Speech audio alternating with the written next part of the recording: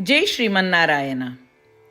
उत्तर अमेरिकायाम् अर्कन्सा नगरे बेण्टन्विल् क्षेत्रे स्थित श्रीरामानुजदास श्रीमन् वेणुगोपालमहोदयः भगवद्गीतायाः भाष्यं दत्तवान्।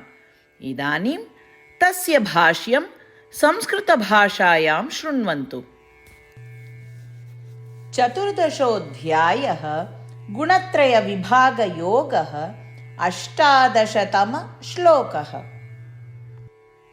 ऊर्ध्वं गच्छन्ति सत्त्वस्थाः मध्ये तिष्ठन्ति राजसाः जघन्या गुणवृत्तिस्थाः अधो गच्छन्ति तामसाः। ओम।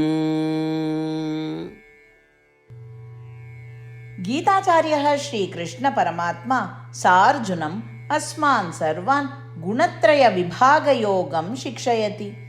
परमात्मा वदति, अर्जुन, सत्त्वस्थाः ऊर्ध्वं गच्छन्ति, राजसाः मध्ये एव तिष्ठन्ति, तथा तमसः गुणेषु श्लिष्टाः अधो गच्छन्ति। अर्जुन, सत्त्वगुणप्राधान्यं येषां भवन्ति ते निश्चयं मोक्षं प्राप्स्यन्ति इति श्रीकृष्णपरमात्मा अत्र स्पष्टीकरोति।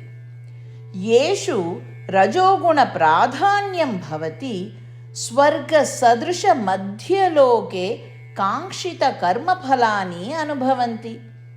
एतेषां फलानां क्षयानन्तरं पुनः मर्त्यलोकं प्राप्नुवन्ति।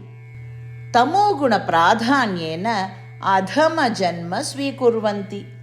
अतः अस्माकं कर्मसु आलस्यं वर्जयन्तः, अनुचितकर्माणि न कुर्वन्तः, सात्विक आहारान् स्वीकुर्वन्तः वयं सर्वे सत्त्वगुणं वर्धयितुम् आत्मज्ञानं प्राप्तुं च प्रयत्नं कुर्मः।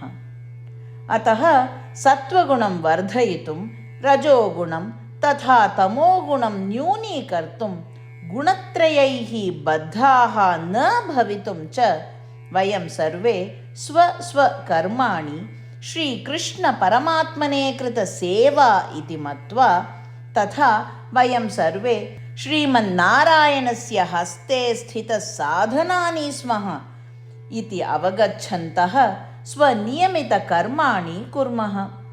श्रीकृष्णपरमात्मनः उपदेशान् ध्यायन्तः श्रीमन्नारायणस्य प्राप्तिः एव जीवलक्ष्यम् इति मत्वा, तदर्थं शरीरस्य सदुपयोगं कुर्वन्तः श्रीमन्नारायणे एव शरणागतिं कुर्वन्तः वयं सर्वे श्रीकृष्णपरमात्मनः वचनानि अनुसरामः। ऊर्ध्वं गच्छन्ति सत्त्वस्थाः मध्ये तिष्ठन्ति राजसाः जघन्यगुणवृत्तिस्थाः अधो गच्छन्ति तामसाः। श्रीमद्भगवद्गीतायाः सारांशः, अष्टप्रतिज्ञाः च। श्रीकृष्णपरमात्मना भगवद्गीतायाः 18 अध्याये 65 श्लोकात् 70 श्लोकेषु 8 विषयाः गीतायाः सारांशरूपेण उक्ताः सन्ति। श्रीकृष्णः वदति, एतेषाम् 8 विषयाणाम् अनुसारिणः एव मम प्रियाः, अहं तान् सर्वथा रक्षिष्यामि इति। श्रीकृष्णपरमात्मनः सम्पूर्णां भगवद्गीतां श्रुत्वा अर्जुनः वदति यत् करिष्ये वचनं तव इत्युक्ते, हे कृष्ण, भवान् यथा वदति तथैव करिष्यामि। अत एव श्रीकृष्णः सर्वविधसाफल्येन जयेन च अर्जुनम् अनुगृहीतवान् अस्ति। वयमपि एतान् 8 विषयान् अनुसरेम इति प्रतिज्ञां कुर्मः। अस्य वचनस्य अपेक्षया अन्यपूजा तपः यज्ञः किमपि नास्ति एव। एताः अष्टप्रतिज्ञाः स्वमनसि हृदये च धारयन्तु। एतया प्रतिज्ञया श्रीकृष्णस्य प्रीतं मुखं वयं पश्येम। इदानीम् अस्माकम् अष्टप्रतिज्ञाः। भो श्रीमन्नारायण, यथा सूचितं भवता अहं सदा भवन्तं ध्यायामि। भो श्रीमन्नारायण, यथा उपदिष्टं भवता अहं सदा भक्तो भवामि। भो श्रीमन्नारायण, भवान् यावत् तृप्तिः भवेत् तावत् भवन्तं सेविष्ये। भो श्रीमन्नारायण, मम महती विश्वासः यत् अहं भवतः भक्तोऽस्मि। बद्धाञ्जलि भूत्वा भवन्तं सदा वन्दे। भो श्रीमन्नारायण, अहं भवतः वचनानि स्मरामि। मामेकं शरणं व्रज।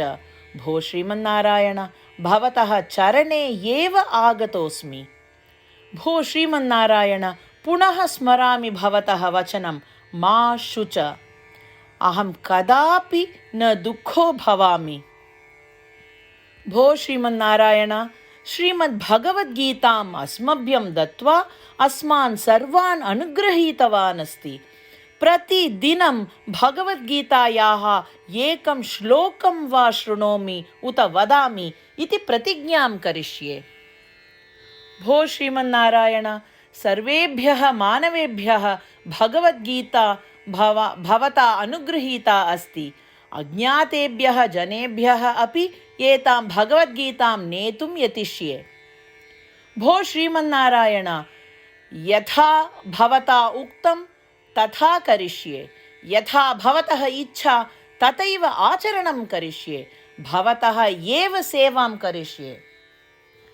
यदि एवं श्रीमन्नारायणस्य वचनं पालयेम तर्हि तदेव प्रत्येकस्य पूजा भविष्यति।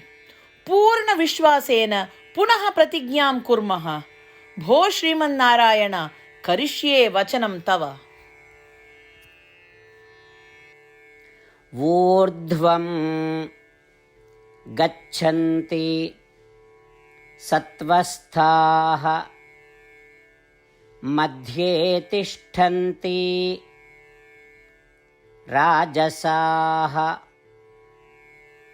जघन्या गुणवृत्तिस्थाः अधो गच्छन्ति तामसाः। ॐ ऊर्ध्वं गच्छन्ति सत्त्वस्थाः मध्ये तिष्ठन्ति राजसाः जघन्यगुणवृत्तिस्थाः अधो गच्छन्ति तामसाः। जय श्रीमन्नारायण। सर्वेभ्यः भक्तेभ्यः एका प्रार्थना। अस्माकं जीवने वयं सदा सपदि प्रतिफलम् इच्छेम। तदर्थम् एकं निमेषं वा दत्त्वा वयं नारायणास्त्रं पठेम। नारायणास्त्रं प्राप्तुम् अन्तर्जाले www.narayanaastram.org गत्वा तत्र पञ्चिकायां स्वनाम एवं ईमेल् सङ्केतं यच्छति चेत् तत्र नारायणास्त्रं पुस्तकरूपेण अर्थात् PDF रूपेण मिलति। तस्मिन् एकः रामायणश्लोकः, गीताश्लोकः एवं विष्णोर्नाम च सन्ति। एतत् त्रयमपि मिलित्वा नारायणास्त्रं कथ्यते। प्रत्येकः श्लोकत्रयाणां विविधसंयोगं प्राप्नोति। यदा प्रत्येकः नारायणास्त्रश्लोकं 24,000 सह पठति अथवा शृणोति तदा सम्पूर्णं रामायणपारायणस्य एकमण्डलं, श्रीमद्भगवद्गीतापारायणस्य 33 मण्डलं, श्रीविष्णुसहस्रनामस्तोत्रस्य 24 मण्डलं च समापनं भवेत्। प्रतिदिनं यदि एवं क्रियते तर्हि अद्भुत एवं विशेषपरिणामः भवति। अतः भवन्तः एवं भवतः कुटुम्बजनाः अपि सपदि नारायणास्त्रं प्राप्नुवन्तु इति प्रार्थये।